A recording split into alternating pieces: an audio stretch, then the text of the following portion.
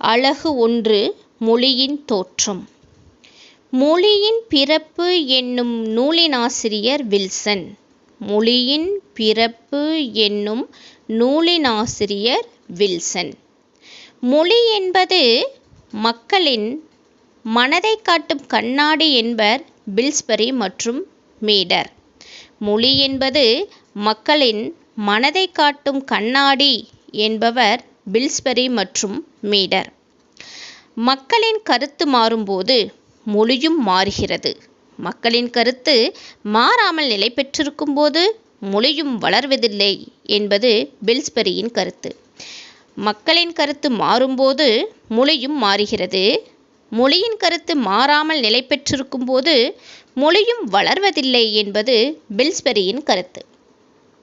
பழக்கம் என்ற விளைநிலத்தில் பயிராக்கப்பட்ட பயிர் மொழி என்கிறார் சாவே சுப்பிரமணியன்.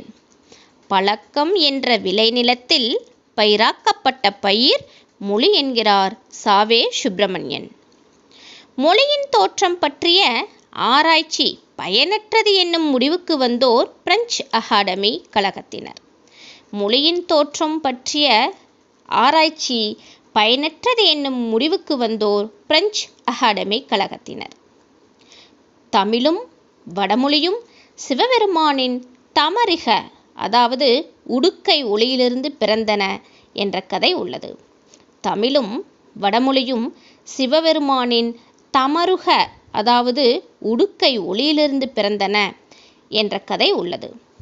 தமிழ் மொழியை அகத்தியருக்கும் வடமொழியை பாணிக்கும் சிவன் கற்றுக் கொடுத்தார் என்பதாக உள்ளது. தமிழ் மொழியை அகத்தியருக்கும் வடமொழியை பாணிக்கும் சிவன் கற்றுக் கொடுத்தார் என்பதாகவும் உள்ளது. அதேபோல இத்தாலி மொழியை தாந்தே என்பவரும், ஆங்கிலத்தை சாசரும், ஜெர்மனியை லூதரும், டச்சு மொழியை கிறிஸ்தியான் பெடர்சனும் தோற்றுவித்தனர் என்று ஐரோப்பியர் நம்பி வந்தனர் என்கிறார் பில்ஸ்பரி மற்றும் மீடர்.